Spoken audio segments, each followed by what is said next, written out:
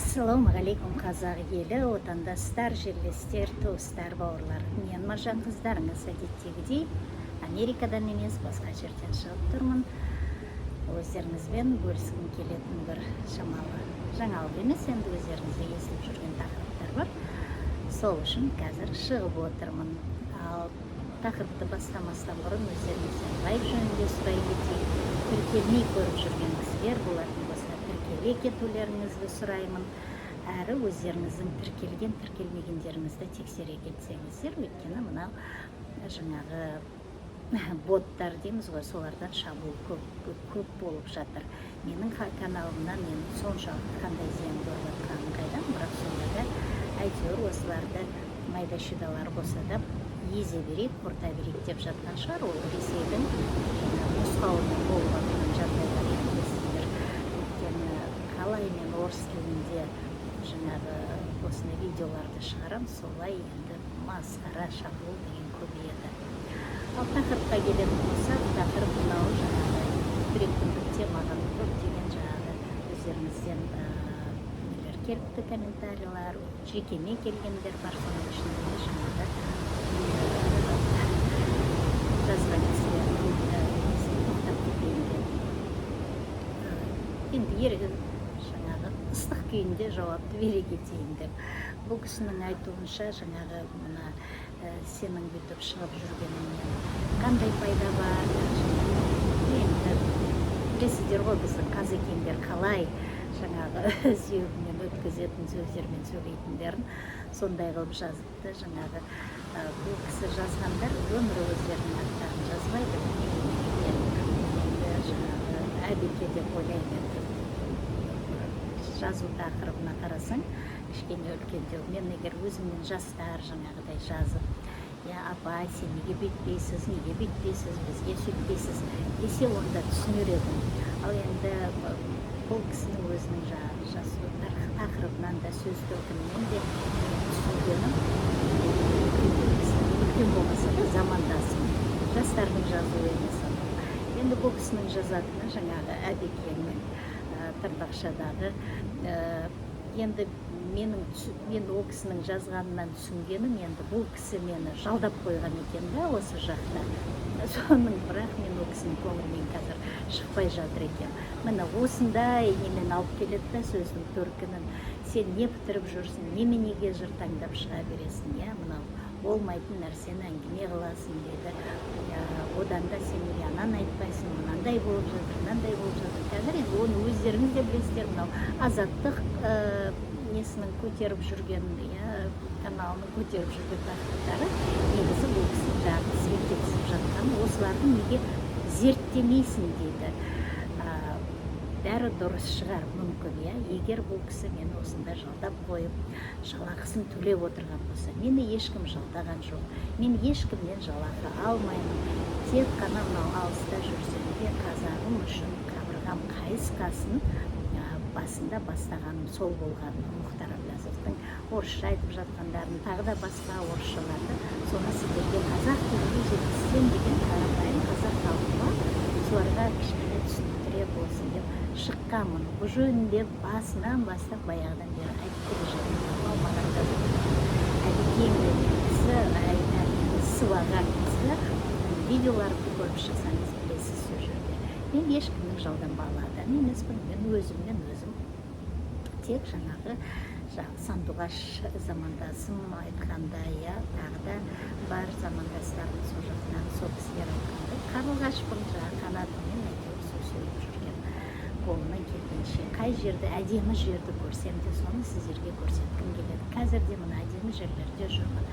Ал сіздер мына алтынның үстінде отырып, осындай жерлерді мақұл шетелді айтпай қояйық, сол Қазақстанның ішіндегі қандай тамаша жерлер бар, баяғыда өзім барғанмын. Түркістанның өзінде қаншама жерлер бар, танысатын, білетін, тарихымызды кішкене көз жүгіртетін, мынау келешек, болашақ балдарымызға тәрбие беретін, өнеге есебінде көрсететін қаншама тамаша жерлеріміз бар. Соған қол жеткізбей отыр сіздерге бұл үкімет. Өйткені олардың мынау құлқындары тояр емес, аш көздер олар, аш көз, әбден жаңағы аш көзденіп ала берсем, жей берсем деп естеріңізде болса баяғыда тамашада жаңағы Құдайберген Сұлтанбаев ағамыз не істеп осыны айтып кеткен, иә, жұта берсем, іше берсем, жаңағы түйені түгімен, самолетті жүгімен деп естеріңізде шығар. Сөйтіп бұл кісіні жаңағы депутатқа тартып алып кетті өздерінің арасына. Сөйтіп бұл кісінің кішкене енді өзімнің ойым, сөйтіп бұл кісінің жаңағы аузын жапқан сияқты сол кездерде. Одан қалып біздің Қазекеңдер ол кісіні тойдан тойға тасып әйтеуір жаңағы шаршатты. Сөйтіп ол кісі өмірден өтті, иә, былай алғанда. Ал негізінде ол кісілер сол заманның өзінде қорыққан жоқ бәрін айтуға. Ал қазіргі күні мен енді жаңағы кінәламаймын халқымды, қорқып отыр деп. Қазір қайтадан өзім айтамын халыққа, біртіндеп шықпай-ақ қойыңдар, біртіндеп бұл билікпен күреспей-ақ қойыңдар, өйтіп оны жиналмайсыңдар. Тек қана бірігіп қана мынау мұхит құсап, бұрқ еткізіп, әділдеп, соны жуып шайып кеткенге дейін тек қана қазір күні астыртын жұмыстарды істейді. Шамаларыңыз келгенше сол қорға ақшаны алдыра бермей, мүмкіндігінше тезірек сол ұйымдастыру жұмыстарына атсалысу керек. Сол кезде анау қаншама байлықты өз қолдарыңызға аласыздар. Ең болмаса сіздер үлгермесеңіздер, менің замандастарым, ең болмаса бала шағаларыңыз, жастарымыз, ең болмаса жеткізер. Осы менің айтқым дегені, негізі айтқым дегені мынау Әбекең деген кісіге әдемілеп жауабын қайтарып келеді. Бірақ мына айтқан сіздердің алдарыңызға шыққандай қайтып алдым жаңағыдай. Я кешірімді болсаң,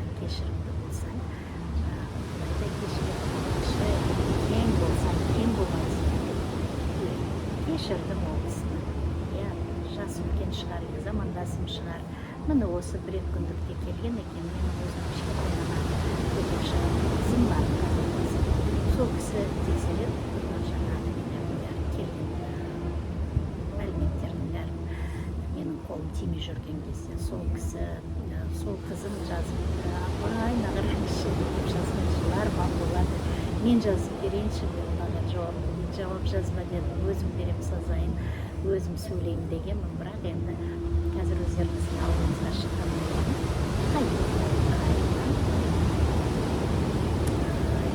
келіп тұр аузыма бір сөздер, бірақ айтпай-ақ қояйын. Сіздерді сыйлағанымнан көретіндерім. Сіздер үшін мен ондай сөздерге ол кісіні сүйемін. Бірақ ол кісі өз ойлағанын ойлаймын. Қатын-қалашпен жаңағы айтысқанша одан да өзінің қолынан келетін, мынау жастарға өнеге болып, сол жерде жастарға үлгі болып, соларды ұйымдастырып, мынау оң жолға қарай сілтеп отырғаны абзал болар еді. Мына менімен жаңағыдай бұлай жаңағы балағат сөздерді естігенше. Мен бірақ ойламаймын, бұл кісі жаңағы биліктің адамы, я басқаның адамы деп. Я, бұл кісі енді шынымен жаны ашып отыр Қазақстанға, тыңдасаңыз, оқығансаңыз. Ал бірақ енді сол ашу ызасының бәрін маған төгілді да жаңағы жазбасында. Сен дейді енді жыр таңдап осылай жаңағы неге шыға бергенше ананы тексермейсің ба, бәрін тізбектеп, оның бәрін өздеріңіз білесіздер. Азаттық оның бәрін сіздерге жайып салып алып жаңағы Дубайдағы үйлер туралы неге айтпай, оның несіне айта беремін қайталап, оның бәрін өздеріңіз көрдіңіздер, білдіңіздер. Ал оны мен зерттейтін біріншіден менің жаңағы немде жоқ, мүмкіншілігім де жоқ, мен оған рұқсатым да жоқ, мен журналист емеспін, басқа емеспін, мен жай ғана қазақтың қарапайым қызымын, өздеріңізбен артамда жаңағы маңызды деген жаңалықтармен бөлісіп жүрген. Қазір демалысында жүрмін. Бірінші кезде оқыған кезде кішкене көңілім еді, одан кейін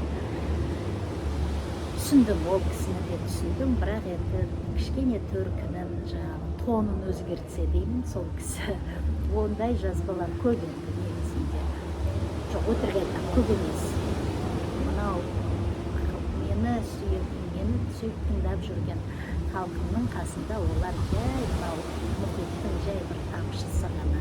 сол үшін оған көңілімді қозбаймын. Сол халқым аман болыңыздар, бар болыңыздар. Тағы да бір комментарий кеше көзіме түсті. Жанау бір жақты болмашы, жаңалықтарды көрсе бермеші, жақсылықтарды айтшы дейді. Жақсылық міне өмір деген тамаша. Алла тағала өмірді бір-ақ рет келесіз, сол үшін берді. Алла тағала бір-ақ рет береді өмірді. Бір-ақ рет келдіңіз өмірге. Сол үшін күресіңіз өзіңіздің шындығыңыз үшін. Сол үшін тырысыңыз осындай әлемнің ғаламатын кереметін көру үшін. Міне жақсылық. Ал жүйе жағынан ешқандай да мен жақсы заттарды айта алмаймын. Қандай жақсы затты айтайын? Кеше күні қаңтарда қырып тастағаны жақсы ма? Жақсы емес. Қазіргі күні мынау қинап жатқаны халықты жақсы ма? Жақсы емес. Оның бәрі өтірік па? Өтірік емес. Жоқшылықта отырғаны рас па? Рас. Шетел көре алмай ма? Көре алмайды. Көретін 2%, 1% шығар, сол 20 миллион. Болды. Сол ма жақсылық? Ол жақсылық емес. Мен оған қанағаттанбаймын. Иә, олар қыдыра берсін, жүре берсін, шамасы келгендер. Ал бірақ жалпылама халық ештеңені үкіметтен көріп отырған жоқ. Үкіметтен халық сұрап та отырған жоқ. Ал бірақ мынау қазіргі жүйе халықтың өз күнін өзіне көруге мүмкіншілікті беру керек, жан-жағынан кісі тастамай. Бәрін көрсоқырдай бәрін өздері жұта бермей, түскен пайданың бәрін аралды анау суартты, енді мынау жаңағы АЭС пен Балқашыңды суартайын деп отыр. Ойлансайшы қазақ. Марат Жыланбаев ана өлерман болып жатыр түрмеде. Қанша ұлың, қызың құрбан болу керек, сенің көзің ашылып, оянып, билікті өз қолына алу үшін. Сол үшін ояныңыздар. Мынау астыртын жұмыстардан хабардар болыңыздар. Әблязовтың айтқан мынау ұяшықтарын қора беріңіздер. Қорға ақшаларыңыз, шамаларыңыз келгенше ақшаларыңыз бар болып жатса, тиын тебендеріңізді әйтеуір сол жаққа алдыра беріңіздер. Ертең күні батырлар билікке келген күні соны 100 есе қайтарып аласыздар. Бұл бір жағынан инвестиция ретінде. Сол халқым аман болыңыздар, бар болыңыздар, бірлікті арттырыңыздар. Келе жатқан X күні батырларымыздың жанынан табылып, бейбіт те берекелі, әділ Қазақстанымызға бет бұрайық. Алға қазақ елі.